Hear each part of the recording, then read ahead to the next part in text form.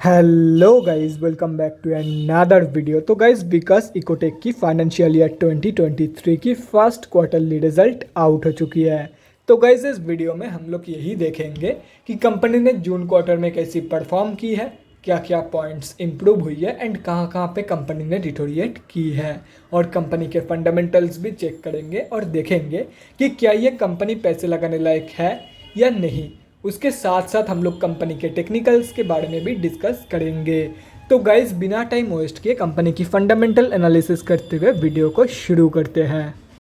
तो गाइज, अगर इस कंपनी के बिजनेस के बारे में डिस्कस करें तो ये company high and speciality chemicals की बिजनेस करती है। ये company both BSc and NSC में लिस्टेड है। और अगर इस कंपनी के कुछ इंपॉर्टेंट फिगर्स के बारे में डिस्कस करें तो 346 करोड़ की है कंपनी की मार्केट कैप।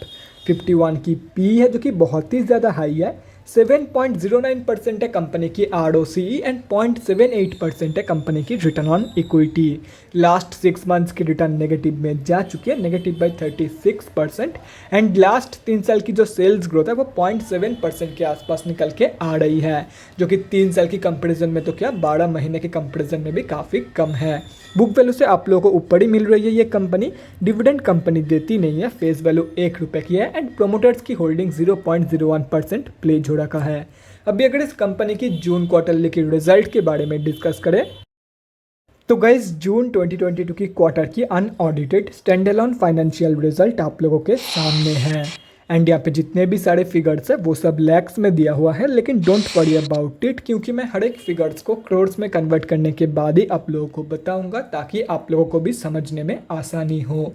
तो गाइज, सबसे पहले कंपनी की इनकम चेक करते हैं। तो जून 2022 की क्वार्टर में कंपनी ने अप्रॉक्सीमेटली 89 करोड़ की इनकम जनरेट किया है। और अगर ये मार्च 2022 की क्वार्टर एंड जून 2021 की क्वार्टर से कंपेयर किया जाए तो मार्च 2022 की क्वार्टर में कंपनी ने अप्रॉक्सीमेटली 83 करोड़ की इनकम जनरेट किया था एंड जून 2021 की क्वार्टर में अप्रॉक्सीमेटली 18 करोड़ की इनकम। तो ईयर ऑन ईयर बेसिस पे तो कंपनी ने एक ज़बरदस्त इनकम ग्रोथ दिखाई है, लेकिन क्वार्टर ऑन क्वार्टर बेसिस पे अगर देखा जाए तो कंपनी की जो इनकम ग्रोथ है वो ऑलमोस्ट फ्लैट निकल के आ रही है। अभी अगर कंपनी की नेट प्रॉफिट मतलब प्रॉफिट आफ्टर टैक्स के बारे में डिस्कस करें तो जून 2022 की क्वार्टर में कंपनी ने अप्रॉक्सीमेटली 1.46 करोड़ की प्रॉफिट जनरेट किया है। मार्च 2022 की क्वार्टर में कंपनी ने 1.22 करोड़ की प्रॉफिट जनरेट किया था एंड जून 2021 की क्वार्टर में अप्रॉक्सीमेटली 4 करोड़ की लॉस। तो इनकम ग्रोथ की तरह ही प्रॉफिट ग्रोथ में भी आप लोगों को सेम ही चीज़ देखने को मिल जाएगी। ईयर ऑन ईयर बेसिस पे कंपनी ने एक ज़बरदस्त ग्रोथ दिखाई है, लेकिन क्वार्टर ऑन क्वार्टर बेसिस पे कंपनी की ग्रोथ फ्लैट है। अभी अगर कंपनी की EPS मतलब अर्निंग पर शेयर के बारे में डिस्कस करें तो EPS की भी जो ग्रोथ है वो भी सेम ही है। क्वार्टर ऑन क्वार्टर बेसिस पे EPS की ग्रोथ फ्लैट है and year on year basis पे कंपनी ने एक ज़बरदस्त EPS की ग्रोथ यहाँ पे दिखाई है। तो अगर ओवरऑल देखा जाए तो ईयर ऑन ईयर बेसिस पे कंपनी ने एक ज़बरदस्त ग्रोथ दिखाई है and quarter on quarter basis पे भी ग्रोथ दिखाई है, लेकिन वो बहुत ही ज़्यादा कम है, लेकिन पॉजिटिव ग्रोथ दिखाई है। तो अगर ओवरऑल देखा जाए तो हर एक जगह पे कंपनी ने पॉजिटिव ग्रोथ दिखाई है, कहीं पे ज़्यादा कहीं पे कम। मतलब जून क्वार्टर लेके जो रिजल्ट है वो ठीक ठाक ही निकल के आई है, ना ही बेकार ना ही बढ़िया। तो गाइज, अगर इस कंपनी के बैलेंस शीट के बारे में डिस्कस करें तो गाइज, फाइनेंशियल ईयर 2022 में कंपनी की रिजर्व इंक्रीज हुई है एंड डेट रिड्यूस हुई है, जो कि किसी भी कंपनी के लिए बहुत ही ज़बरदस्त है। मतलब बैलेंस शीट की हेल्थ इंप्रूव हुई है इन फाइनेंशियल ईयर 2022। एंड अगर ओवरऑल भी देखा जाए तो डेट के कंपेरिजन में अच्छा खासा पॉजिटिव रिजल्ट मौजूद है कंपनी के पास। तो ओवरऑल जो बैलेंस शीट की हेल्थ है वो भी ठीक ठाक निकल के आ रही है। अभी अगर कंपनी के कैश फ्लोज के बारे में डिस्कस करें तो कैश फ्लोज की जो हेल्थ है वो भी इंप्रूव हुई है इन FY 2022। FY 2021 में कंपनी के पास जीरो कैश फ्लोज मौजूद थी, अभी वो इंप्रूव होकर पॉजिटिव 2 करोड़ की हो चुकी है। और अगर कंपनी की शेयर होल्डिंग पैटर्न के बारे में डिस्कस करें तो जून क्वार्टरली की शेयर होल्डिंग पैटर्न आप लोगों के सामने है।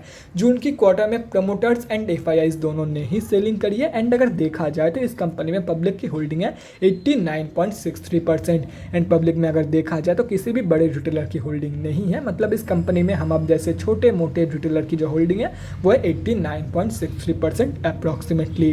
तो गाइस, अभी कंक्लूजन पे आते हैं, क्या आप लोगों को इस कंपनी में पैसा लगाना चाहिए या नहीं।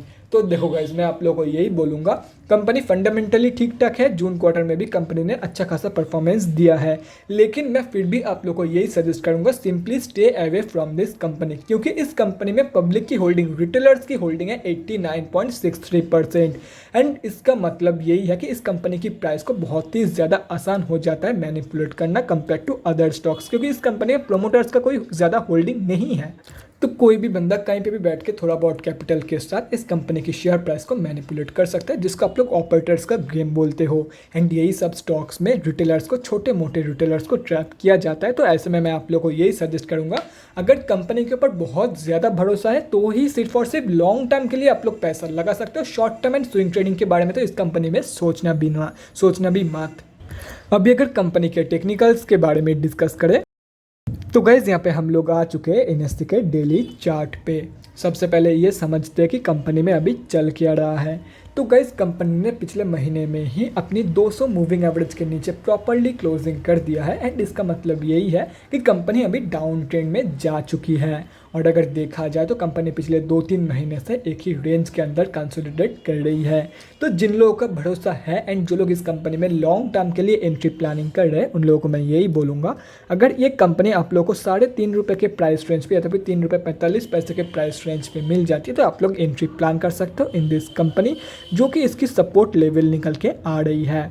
और रही बात जिन लोगों का होल्डिंग है, उन लोगों को कहाँ पे एग्जिट करनी चाहिए इस कंपनी से, या तो फिर अगर कंपनी नीचे चली जाती है तो कहाँ तक का फल आप लोग एक्सपेक्ट कर सकते हो, क्योंकि कंपनी अभी 200 मूविंग एवरेज के नीचे जा चुकी है। तो मैक्सिमम चांस तो यही है कि कंपनी नीचे की तरफ की रैली शो करेगी। तो अगर नीचे की तरफ मतलब ये वाला लो अगर टूट जाती है कंपनी की, तो आप लोग ₹2.5 से लेकर ₹2.75 तक की फॉल एक्सपेक्ट कर सकते हो, जो कि है इसकी नेक्स्ट सपोर्ट बेस, जैसे कि यहाँ पे आप लोग साफ देख सकते हो। और अगर आप लोगों के पास होल्डिंग है, मतलब अगर आप लोगों के पोर्टफोलियो में ये शेयर पड़ा हुआ है एंड अगर आप लोगों का गोल लॉन्ग टर्म के लिए नहीं है, तो मैं आप लोगों को यही सजेस्ट करूंगा, जितना भी वैल्यूएशन बन रहा है वो वैल्यूएशन पे आप लोग सिंपली एग्जिट कर जाओ। हो सकता है आगे चल के आप लोगों को वो भी ना मिले, हो सकता है उससे भी आधा आप लोगों को मिल जाए।